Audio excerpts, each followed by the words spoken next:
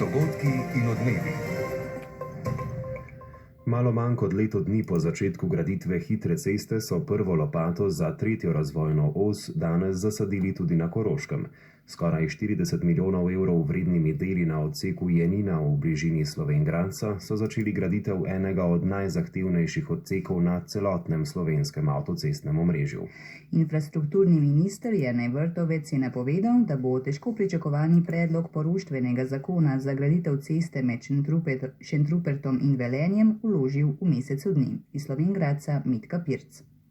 Čakanje na hitro cesto se je po desetletjih prizadevanj zažrlo vse pore koroškega vsakdanjega življenja, kar se je danes odražalo tudi na prizorišču graditve hitre ceste v Slovenj Gradcu.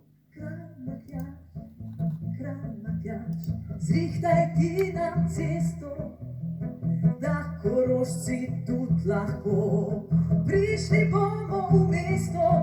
Že res, da je kralj Matjaž danes zasadil prvo lopato, a prav zgovoren ni bil. Srečno. Od prve do zadnje lopate na Koroškem bo preteklo še kar nekaj časa. Najhitreje do leta 2027 naj bi se po besedah predsednika uprave Darsa Valentina Hajdinjaka peljali med Velenjem in Slovenj Gradcem. Dolgo ste čakali na začetek, a ste ga dočakali.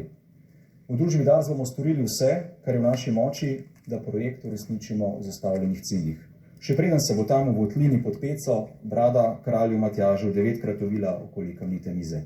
Minister Jernej Vrtovec pa se strinja, da so Korošci na cesto, ki vpliva predvsem na razvoj regije, predolgo čakali. Verjamem pa, da za začetkom naslednjega leta lahko začnemo graditi še dva stara odseka, zlasti Konovo Škalje, pomemben del.